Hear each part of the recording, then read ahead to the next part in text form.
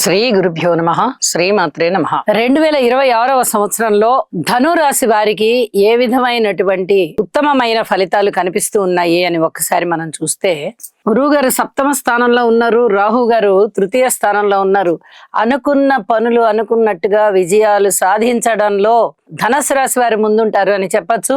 దైవ బలం బాగా ఉంది, భక్తి చాలా బాగా పెరుగుతోంది. అలాగే దైవం ఆశీస్సులు ఉన్నాయా అన్నంత గొప్పగా ప్రతి పనిలోనూ విజయావకాశాలు ఉంటాయి. చాలా అద్భుతమైనటువంటి స్థితి సంచారాలు కలిగి ఉన్నది. మరి శని గారి యొక్క ఫలితం ఏ విధంగా ఉంటుంది అంటే, అర్ధాష్టమ శని సంచార దోషము చాలా వరకు దుష్ట ఫలితాలనే ఇస్తూ ఉన్నప్పటికీ, గురువు గారి ఫలితము సప్తమ స్థానంలో ఉండి గురు బలం వల్ల ఈ శని గారి యొక్క దుష్ట ఫలితం అనేది తగ్గిపోతోంది అని చెప్పి తెలియచెప్పడం జరుగుతోంది.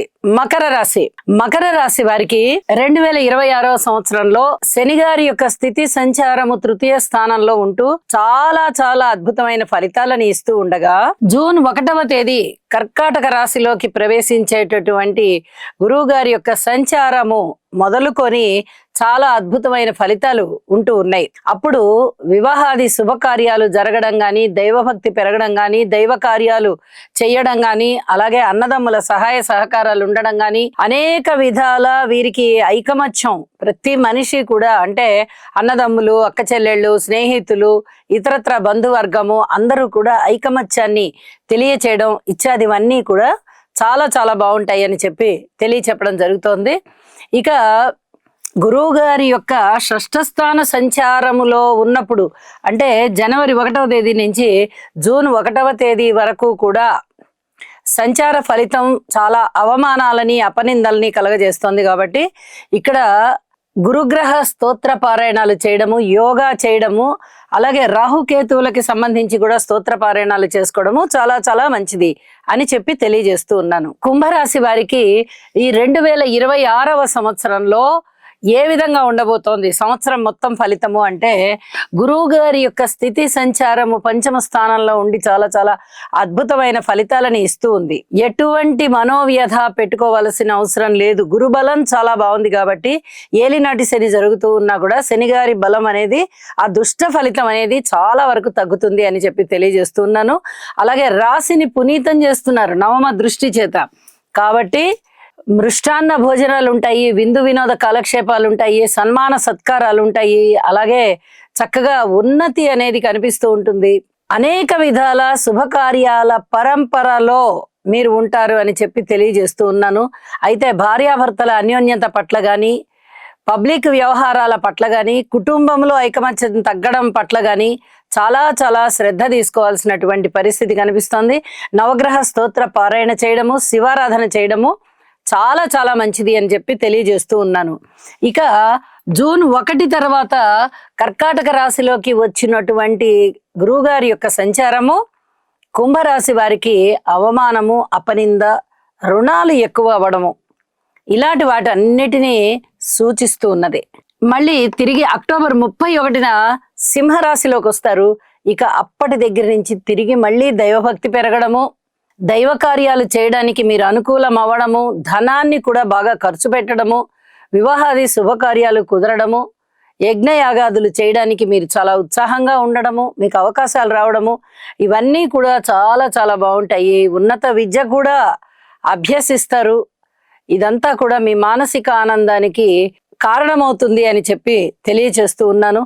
అయితే శివారాధన మటుకు మానకుండా చేయండి, మరింత ఆనందంతో ఉంటారు. మీనరాశి వారికి ఈ 2026వ సంవత్సరంలో రాశిలో శనిగారు ఉంటూ సంవత్సరం అంతా కూడా శనిగారు సంచరిస్తూనే ఉన్నారు. అలాగా 2026లో ఆయన యొక్క స్థితి సంచారం ఏమీ మారబోవడం లేదు.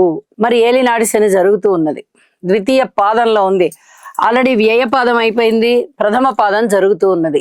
మరి గురుబలం ఏమన్నా అక్కడికి వస్తుందా అంటే, గురువు గారు జనవరి 1వ తేదీ నుంచి జూన్ 1వ తేదీ వరకు అర్ధాష్టమంలో సంచరిస్తున్నారు. చాలా జాగ్రత్తగా ఉండవలసినటువంటి అంశం ఇది. ఒక పక్క రాహు బలం లేదు, ఇంకో పక్క శని గారి బలం లేదు, ఇంకో పక్క గురువు గారి బలం లేదు.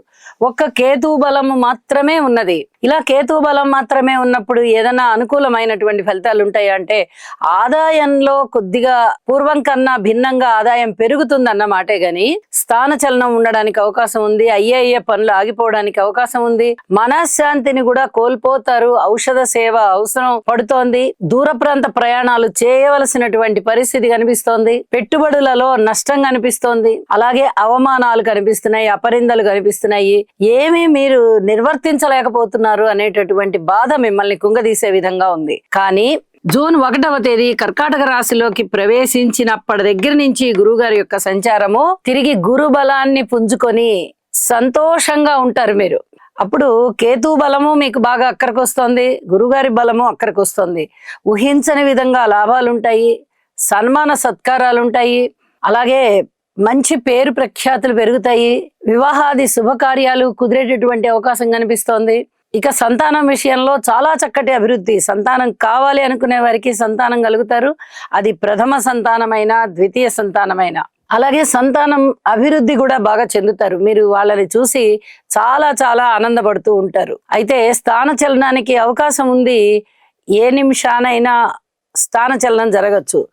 ఇక అక్టోబర్ 31వ తేదీన ఈ కర్కాటక రాశి నుంచి గురువుగారి యొక్క స్థితి సింహరాశిలోకి వెళ్ళిపోతుంది. సింహరాశిలోకి వెళ్ళినప్పటి దగ్గర నుంచి మళ్ళీ గురువు యొక్క అనుగ్రహ విశేష ఫలితాలు తగ్గిపోతాయి. అంటే ఈ సంవత్సర కాలంలోనే 3 రకాలుగా, ఒకటి అర్ధాష్టమంలో ఉంటున్నారు, ఒకటి పంచమంలో ఉంటున్నారు, ఒకటి షష్టంలో ఉంటున్నారు. పంచమంలో ఉన్నప్పుడు అనేక రకాల లాభాలు పుంజుకుంటున్నారు. కానీ ఈ అర్ధాష్టమంలో గాని షష్టంలో గాని అంతగా లాభాల బాటలో లేని కారణం చేత సంవత్సరం మొత్తం మీద కూడా సాధారణమైన ఫలితాలే ఉన్నాయి అన్నట్టుగా ఇక్కడ మనం తెలియజేయడం జరుగుతోంది. గురుగ్రహ స్తోత్రాలు పారాయణ చేయడం చాలా చాలా తప్పనిసరి. గురువులకి సేవ చేయడం, పెద్దలకి సేవ చేయడం, ఆలయానికి సేవ చేయడం, గురువు నామ స్మరణ చేయడం.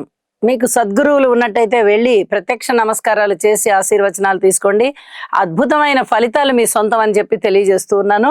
ఇక రాహుకేతువుల యొక్క స్థితి డిసెంబర్ 8వ తేదీ నుంచి రాహు గారి యొక్క స్థితి మకర రాశిలోకి, కేతు గారి యొక్క స్థితి కర్కాటక రాశిలోకి వెళ్తున్నాయి. ఇక్కడ పంచమ స్థానంలో ఉన్న కేతు సంచారం వల్ల దైవభక్తి బాగా పెరుగుతూ ఉంటుంది. లాభస్థానంలోకి వచ్చినటువంటి రాహు గారి వల్ల లాభాల బాటలో ఉంటారు. మీకు అనేక విధాల లాభాలు వచ్చేటటువంటి అవకాశం ఉండి మిమ్మల్ని మానసికంగా ఆనందం పొందేటట్టుగా చేస్తూ ఉంటుంది ఈ రాహుగ్రహ సంచారం అని చెప్పి తెలియజేస్తూ, నవగ్రహ స్తోత్ర పారాయణలని మటుకు విడవకుండా చేయండి. మిగతా పరిహారాలు కూడా చెప్పినట్టుగా చేసుకోండి. మరింతగా బాగుంటారని చెప్పి తెలియజేస్తూ ఉన్నాను. శుభం.